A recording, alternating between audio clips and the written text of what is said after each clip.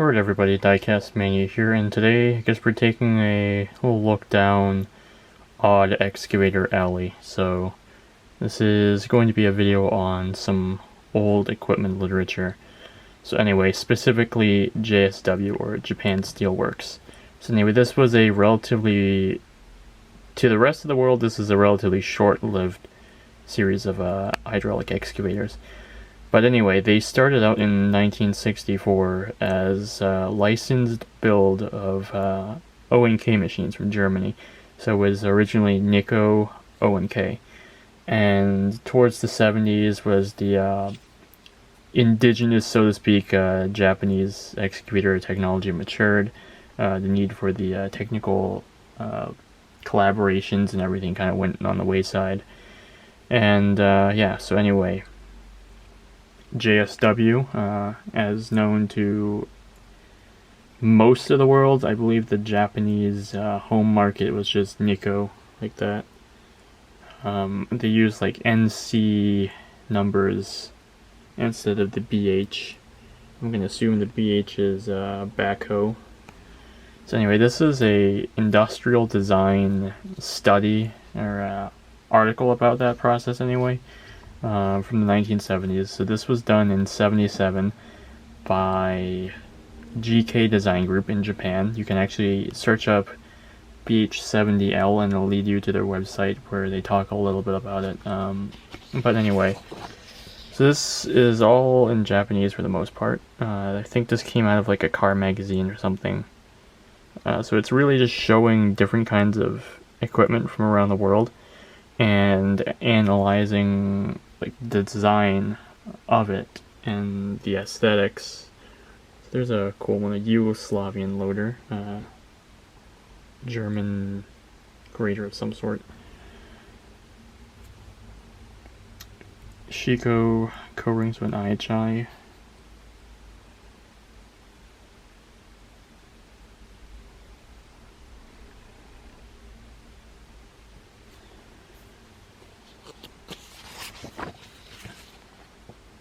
So this is some concept art.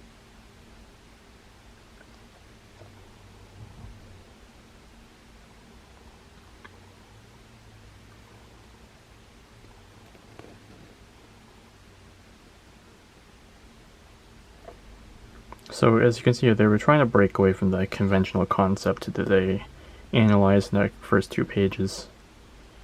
And, you know, kind of got a little less ambitious as the process went along, you know, with consideration to actual real world stuff, not just industrial design.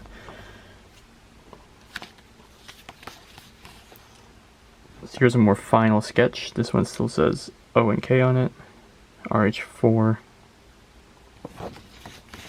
So they were still keeping the original O&K names for a little while. That's what they wanted the cab to look like. Eventually, you know, they went with that kind of like a hybrid of the two, where they enclosed the levers in a tall structure like that.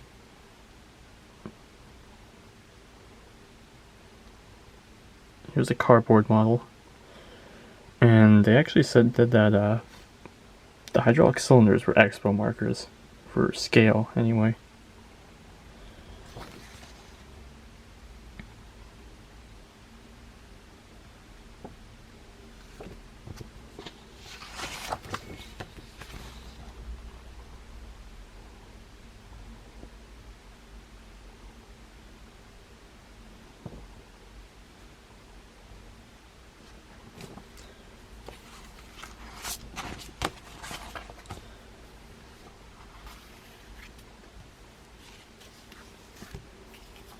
So this is the product lamp. I think this is a early 80s one. It leaves out a couple models, and some of the smaller ones are updated to show like the D series and everything. I think they made the E series before everything just disappeared. So the story goes is that the company JSW, Japan Steel Works, was acquired by Kobe Steel. You might know that name from being the owners or creators of Kobelco, So at the time it was still like Utani Belco, and then they slowly just changed the names over. So here's the two biggest machines, the LH300. I think that's like an ONK RH15. As you can see, they didn't even change any of the steelwork. Here's the BH110. So the 110, that is, I think it's like a 35-ton machine. They actually used two Deutz engines in this one. It's a twin-engine machine. A lot of these, they use like the Deutz FL6. I think that's the same engine the Poplane 75 or like 90 used.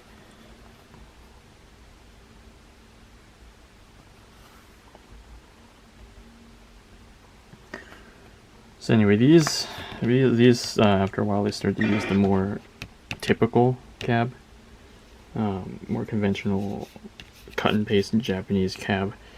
I think these were used on, I want to say, the Kato machines and the Co-rings for IHI that IHI built.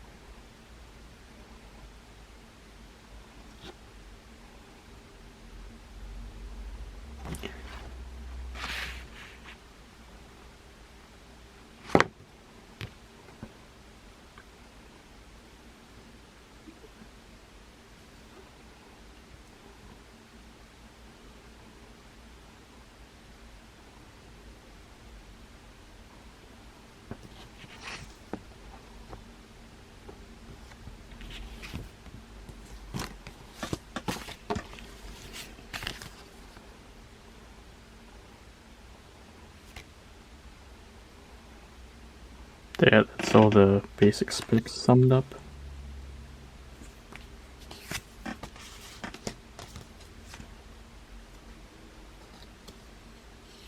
think this picture was taken in North America, because you can see the trucks in the background. That's a really tilt bucket.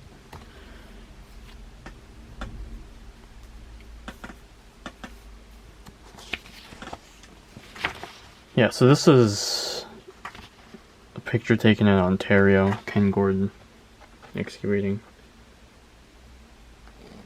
Custom painted in blue. October 1981.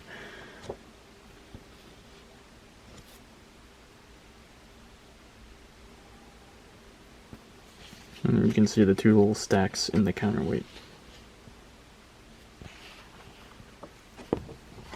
That counterweight actually reminds me of the late, or like really early case machines, the case Poplane ones, the last time they had Poplane on them.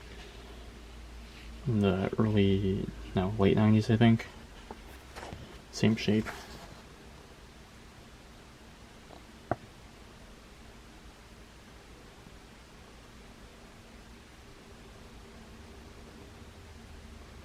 So these were distributed by H Industrial, if that name means anything to anyone. The Buffalo, Ontario. And this one is, I remember this document, this is just a goofy waste of paper.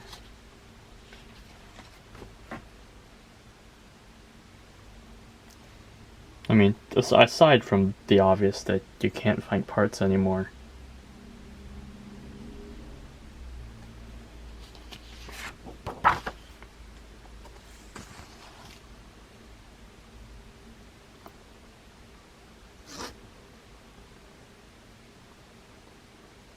Yeah, that's a different Jim Mattis. Moving on. So there's a little look at how the sliding door works. And we can see... So they use two tall sticks in the front to travel, and then... I guess pedestal mounted controls way up front for the functions. Neat.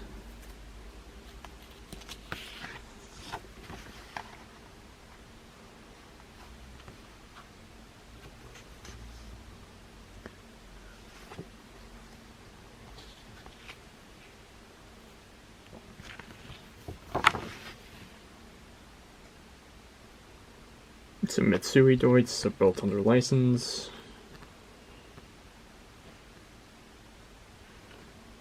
Three pumps.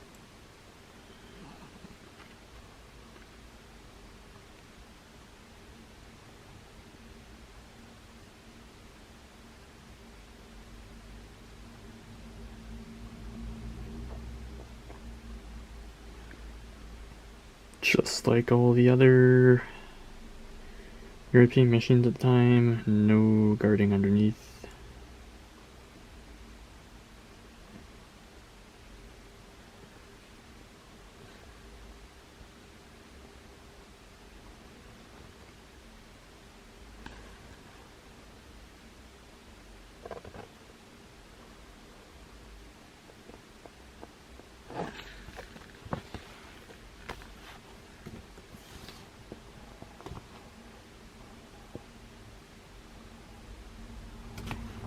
So here's the BH70.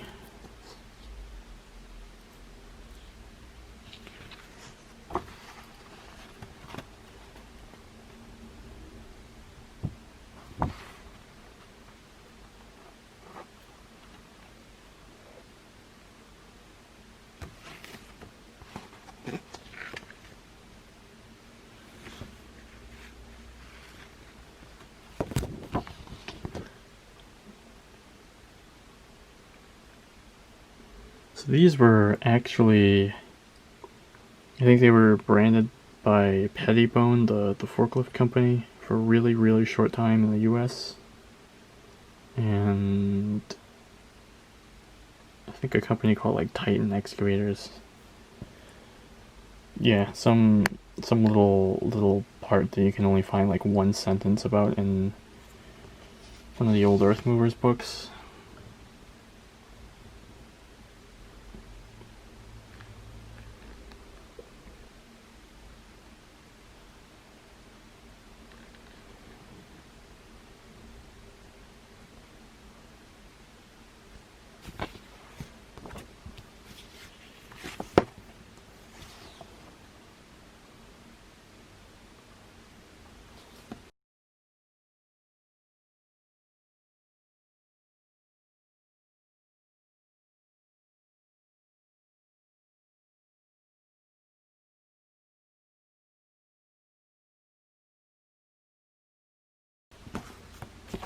Here's the last one, the BH110. I don't have the LH300 or anything.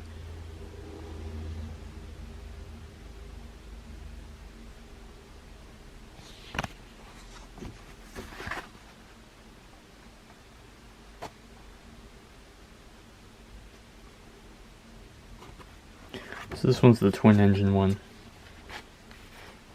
Same engine as the 50 and the 70, the F6L 912 Deutz. But just two of them.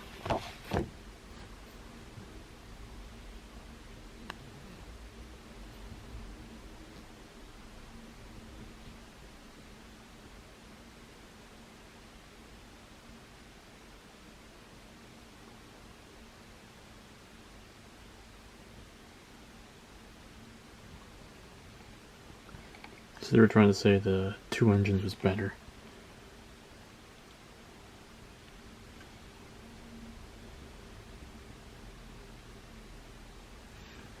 This one's got a little bit different kind of controls with the pedestal in front.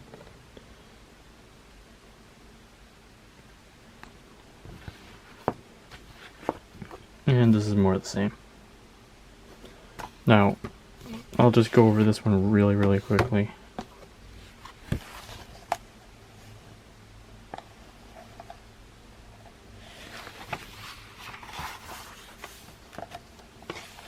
See if we can find the page about the controls.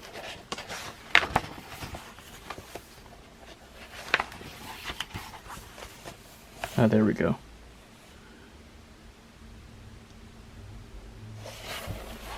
But yeah, these were gone pretty quick. They were decent machines. I mean, they're basically an O&K underneath.